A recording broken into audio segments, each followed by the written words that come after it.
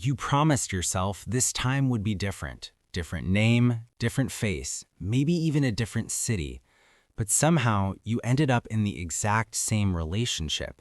The same arguments, the same silence, the same feeling of being almost loved, but not quite. And the most painful part, you saw the signs. Early, you always do. But something in you said, stay. Why does this keep happening to you? Meet someone. There's an instant pull, magnetic, almost electric. They're a little mysterious, a little unavailable. They make you feel more alive than anyone has in a long time. You tell yourself, this is different, this is real. And then slowly, quietly, it starts to feel familiar. Not in a warm, safe way, in a way that makes your chest tight, in a way that you recognize because you've been here before, in a way that feels like home, even though home was never quite safe. Here's what nobody tells you. You don't attract the same person by accident. Your brain is not looking for what makes you happy, it's looking for what feels familiar. There's a concept in psychology called repetition compulsion. It's the unconscious need to recreate emotional experiences you had in childhood, not because you enjoyed them, but because somewhere deep inside you're still trying to fix them, to finally get the ending you deserved. The emotionally unavailable parent becomes the emotionally unavailable partner. The love you had to earn as a child becomes the love you keep chasing as an adult. You're not broken. Your nervous system is just doing what it was trained to do. Think about the first time you ever felt love mixed with anxiety, the first time affection felt like something you had to work for. That combination, love and uncertainty together, got wired into your brain as what love is supposed to feel like. So when you meet someone calm, consistent, and openly caring, something feels off, boring even. Not because they're wrong for you, but because your nervous system doesn't recognize safety as love yet. And when you meet someone who makes your heart race, not always in a good way, it feels like fireworks, like finally. But those aren't fireworks. That's a trauma response wearing a disguise. Pause for a moment and think about that. Here's a real example. A woman, let's call her Maya, had a father who was warm one day and distant the next.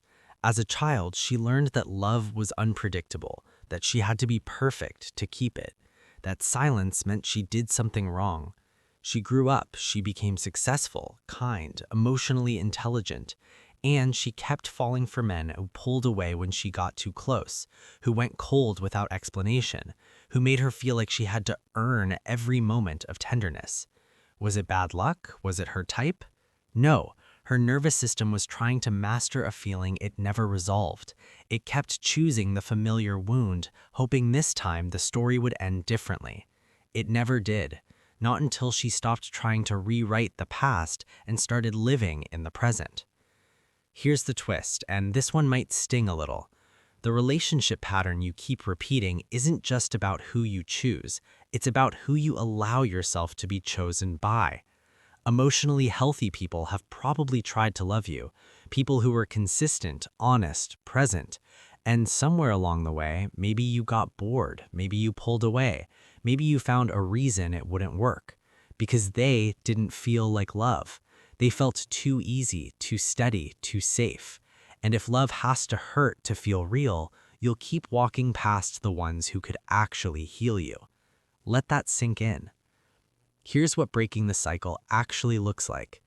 It doesn't start with finding a better person. It starts with sitting with the discomfort of someone who is good to you and not running.